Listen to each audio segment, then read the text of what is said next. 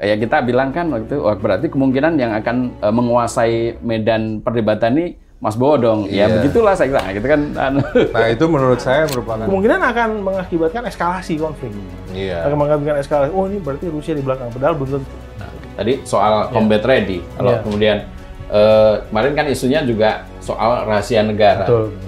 Boleh nggak sih sebenarnya soal kesiapan tempur, pesawat kah, atau kapal kapal laut dan sebagainya itu dimunculkan?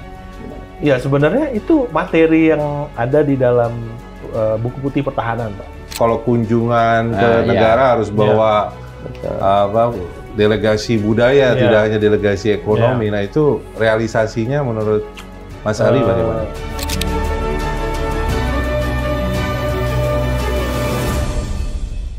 Kalau Pak Jokowi memperjuangkan kepentingan Indonesia di Laut Cina Selatan tidak lewat ASEAN. Jadi memang karena dia punya hubungan sendiri dengan kakak besarnya dong. Karena kepentingan kita kan di Laut Cina Selatan itu menjaga supaya kehadiran China itu bisa kita kendalikan, gitu ya. Tidak terjadi eskalasi konflik, gitu ya. Laut Cina Selatan itu bermasalah karena tidak ada code of conduct. Code of conduct itu adalah bagaimana pengguna laut beroperasi di lautan supaya keamanan navigasi bisa dicapai, gitu ya. Keamanan navigasi itu adalah kepentingan di atas semuanya, ya. Apakah dia itu bersengketa atau tidak, semua yang menggunakan laut punya keamanan navigasi. Itu tidak ada. Nah, oleh karena itu kita harus mengatasi persoalan-persoalan. Kita harus berada di atas persengketaan ini untuk sementara. Kita buat dulu code of conduct. Maka dari itu Pak Ganjar kan membuat kesepakatan sementara, interim agreement. Interim agreement ya. Ya kan, interim atau katakanlah interim code of conduct. Jadi setidak-tidaknya untuk keamanan navigasi sudah ada code of conduct-nya. Misalnya begini, kalau terjadi kedaruratan di laut, tiba-tiba ada kapal yang karam, ya, siapa yang menyelamatkan? Kalau nanti tidak ada code of conduct, ada kapal yang menyelamatkan dari negara lain masuk ke ZTE, dikatakan itu adalah suatu pelanggaran dan terjadi eskalasi. Nah, coba ini yang harus dibicarakan. Mas, gitu. kalau ini kemarin kan Cina mengeluarkan peta baru mereka dan beberapa wilayah di ASEAN itu kan kesenggol gitulah, termasuk Indonesia juga kena. Gitu. Nah, apakah dengan pengumuman peta baru Cina ini juga akan mempengaruhi hubungan kita di regional juga dan juga dengan Cina? Kalau saya menganjurkan langsung gitu ya, kalau China mengeluarkan kebijakan-kebijakan yang kita bisa nilai agresif, kita bicarakan dengan China 4 mata. Nggak usah sama Presiden Jokowi dengan Xi Jinping ya. Jangan pakai publik, iya. Hubungannya karena kebetulan cukup baik kan. Iya, karena keluarnya kebijakan-kebijakan ini harus kita klarifikasi dulu. Apakah ini dari PKC pusat, Partai Komunis Cina pusat? Apakah tahu tentang ini? Atau ini adalah kerjaan orang-orang di lapangan yang memang kalau kita lihat Laut Cina Selatan itu adalah lokasi geografis jauh sekali dari Beijing. Jauh sekali. Mungkin Beijing tidak tahu apa yang dikerjakan oleh perwira-perwira di Laut Cina Selatan, oleh petugas-petugas PKC di Laut Cina Selatan itu. Jadi harus kita klarifikasi dulu. Nah, apa implikasi nyatanya? Nah, jadi kalau memang ada pengetahuan dari Beijing, ya kita harus klarifikasi ke mereka. Kalau ini tidak Anda tarik, kita akan beri warning.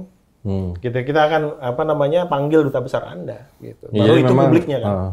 Jadi memang di Cina ini kadang-kadang suka ada ketidaksinkronan ya antara militer dengan Partai Komunis gitu kan. Walaupun sekarang di era Xi Jinping kan dia sudah memusatkan kekuasaannya ya dengan mengalokasikan orang-orang dekatnya di Partai Komunis dan di militer juga gitu. Tapi kan kadang-kadang di lapangan juga sering terjadi ketidaksinkronan, dan itu mungkin yang perlu diklarifikasi, makanya perlu temporary code of conduct menurut Mas Ali gitu ya. Tapi itu hanya dari paslon 3 ya. Paslon 1 2 kalau untuk urusan paslon 1 2. Coba saya ingat-ingat dulu. Kalau dari Anies ASEAN. Ini apa namanya? Realistis nggak sih? Ya itu ASEAN tadi kalau saya bisa nambahkan ya dari Pak Anies, kalau memang mau ke depan ASEAN, ASEAN minus X. Formulanya harus ASEAN minus X. Jangan ada Cambodia di situ, karena dia nggak punya laut Cina Selatan. Jangan ada Myanmar di situ, dia ada di sebelah barat. Dia ke laut India situ lebih lebih punya ini kepentingan. Jadi ASEAN minus X yang punya kepentingan saja. Kalau dari paslon 2, Mas Bowo? Kalau belum sempat mendiskusikan. Tapi di materi juga nggak ada kan ya di visi misi untuk. Kalau di visi misinya itu bagaimana tuh? Pak Prabowo itu penekanannya pada negara ini kaya, ya bisa beli alutsista, dan aman, punya kekuatan militer yang adidaya, ya, mumpuni, yang bisa menakutkan, menakutkan. Itu lebih inward looking kan itu ya. Jadi ada kontradiksi yang saya deteksi dari visi misi Pak Prabowo, kan dia mengatakan good neighborliness. Itu. Kemudian as soon as he said good neighborliness, dia bilang negara-negara asing ada sejarah merampok atau mencuri sumber daya alam Indonesia. Yang berarti tidak hanya nationalistic tapi juga xenophobic. Jadi mau yang mana nih Pak? Mau good neighborliness atau nationalist gitu kan? Ya kan? Padahal secara diplomasi itu pendekatan yang beda sekali kan. Jadi mungkin itulah strategi dia, membuat musuh bingung gitu kan, membuat kira orang menebak-nebak terus gitu kan. Ya itu saya kira untuk penguatan pertahanan dari Pak Prabowo itu bagus sebenarnya. Ya memang kemandirian di dalam keamanan maritim itu penting. Itu penting. Oke. Nah ini mungkin terakhir saya akan mencoba mengangkat isu konflik Israel-Palestina. Ini kan biasanya isu konflik Israel-Palestina dipakai oleh para kandidat untuk menggapai suara Islam, memilih Islam kan. Tiga-tiganya soalnya. Tiga-tiganya ada soal Palestina, ada semua gitu. Nah, dalam konteks kebijakan luar negeri terkait dengan konflik Israel-Palestina, posisi ketiga paslon menurut Mas Ali bagaimana? Ya, kalau Pak Anies menyampaikan Palestina perlu kita kedepankan, kita bela sebagai bangsa yang tertindas, gitu ya.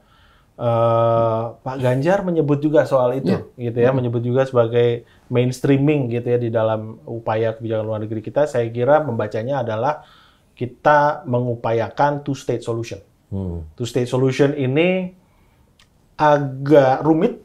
Karena tidak ada dari tiga paslon ini tidak ada yang mengelaborasi persoalannya. Cuma mencantumkan, tapi seperti apa nggak terlalu jelas ya. Mention aja gitu. Karena two state solution berarti kita akan terlibat di dalam diplomasinya. Kalau kita terlibat dalam diplomasinya, to some extent kita harus berbicara dengan diplomat Israel dan kita tidak punya hubungan diplomatik dengan Israel. That's problematic karena itu artinya semua hubungan diplomatik dengan Israel harus bawah tangan. Nggak kelihatan. Bawah tangan buat orang kedua. Orang kedua di balik layar dan sebagainya. Ya ketemu di restoran kita nggak tahu gitu kan caranya gitu.